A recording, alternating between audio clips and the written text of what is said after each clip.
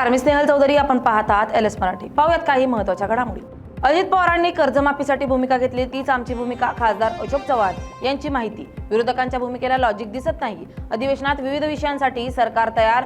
विरोधकांच्या टीकेवर अशोक चव्हाण यांचा पलटवार. दिवंगत उपमुख्यमंत्री अजित पवार यांच्या विमान अपघाताच्या चौकशीच्या मागणीसाठी बारामती तालुक्यातील डोरलेवाडी गाव बंद.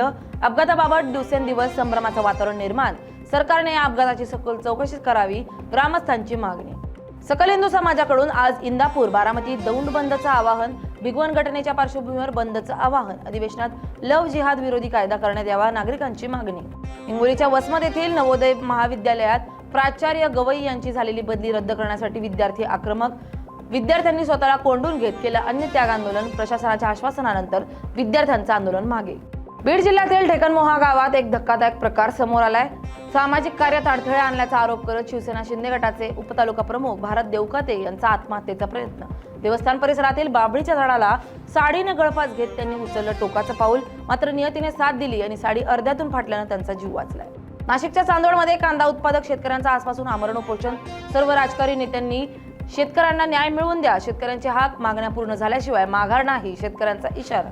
तळेगाव दाभाडे MIDC परिसरात गेल्या काही दिवसांपासून उपद्रव माजवणाऱ्या माकडाची अखेर संयुक्त कारवाईतून सुखरूप सुटका.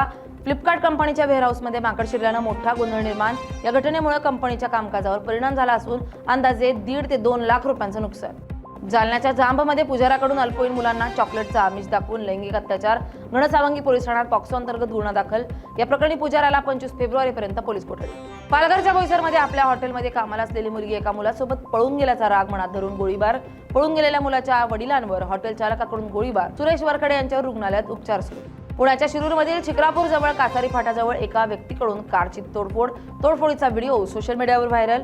शेतीच्या वादातून ही तोडफोड झाल्याची शक्यता. या होत्या काही महत्त्वाच्या घडामोडी. पाहत राहा LS मराठी.